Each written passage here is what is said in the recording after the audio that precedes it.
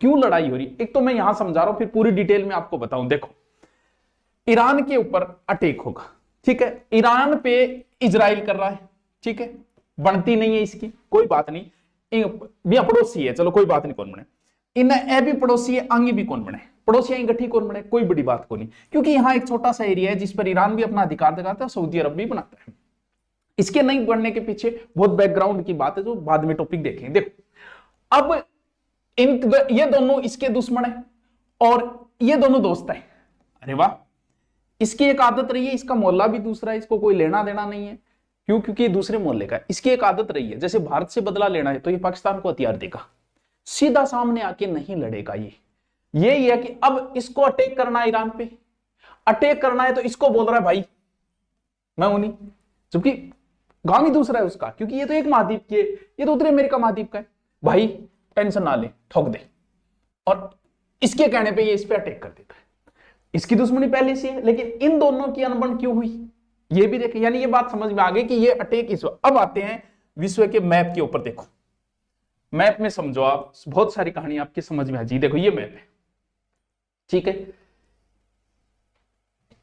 जल्दबाजी में तो कोई नहीं, युद्ध में बड़ी दिलचस्पी रहती है, जिसके जीवन में युद्ध नहीं वो बड़े अभागे होंगे। देखो, ये अपना भारत है, ये भाई साहब पाकिस्तान है, ये अफगानिस्तान है, और ये रहा ईरान, दिख रहा है मैप में, ठीक है, और ईरान के इधर ये रहा सऊदी अरब, ठीक है, ये जॉर्डन, ये सीरिया क्षेत्र, और यहां देखो, यहां है इजराइल, देखो, ठीक है। वैसे तो बॉर्डर नहीं लगती, कोई लेना देना नहीं होना चाहिए, लड़ाई का कोई मूल रीजन तो नहीं होना चाहिए कि अलग अलग है, लेकिन ये वर्ल्ड वार से शुरू हुई थी कहानी। शुरुआत में हुआ क्या कि जब वर्ल्ड वार चल रहा था तो कहीं ना कहीं यहूदियों पे आरोप लगने लग गए कि ये देशभक्त नहीं है, ये गद्दार है।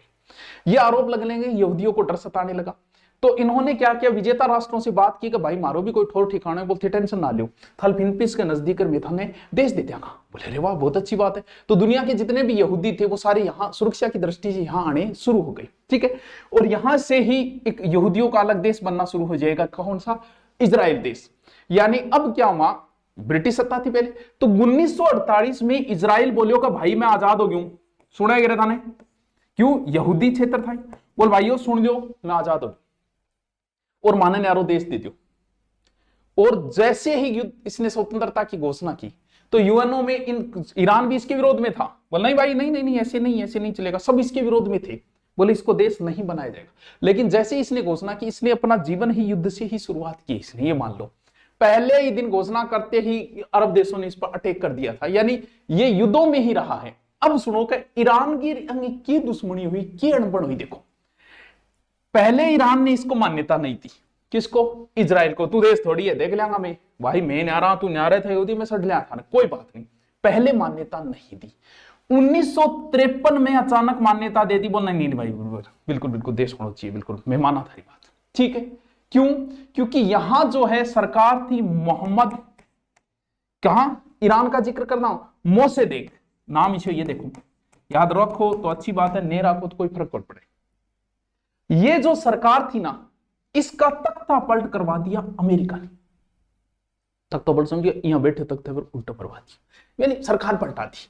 नई सरकार आई किसकी, मोहम्मद रेजा की, समझे आता जाइयो, मोहम्मद रेजा की सरकार क्या आई, अमेरिका ने अपना बंदा बिठा दिया इसके ऊपर, यानी यहां किसकी चलने लगी, ईरान में अमेरिका की चलने लगी भाई साहब। क्यों, अमेरिका का बंदा बैठ गया, अमेरिका आता जाता था, वहां की कल्चर पता थी उसे, तो इसने क्या किया, ये अमेरिका का पक्षधर था, ईरान का सा घोषित कर दिया इसको, और अमेरिका वाली कल्चर ले आया, ये सारी की सारी पश्चिमी वेस्टर्न सभ्यता ले आया, मुस्लिम राष्ट्र था ये, और ये तो फैशन सिटी बन गई, कैफे खुल गए, बार खुल गए, ये बोर सब सारा काम चल रहा था, ठीक है।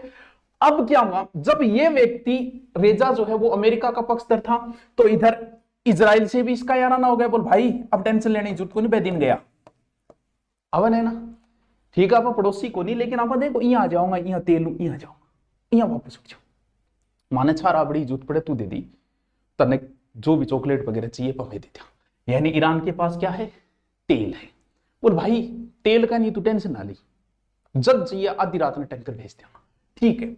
इजराइल बोले तो भाई मैं तन कह दिया, तेल तो मार कर कौन तेल में दे कौन सा, बोलो थे काम करियो, थे माना हथियार दे, क्योंकि इजराइल के हथियार बड़े फेमस है।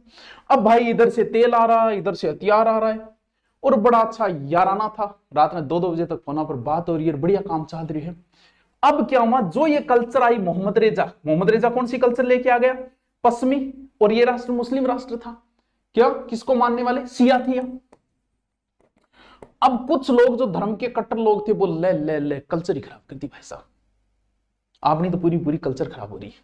कौन कौन, वे दो नाम देखो, रूहिला खुमैनी,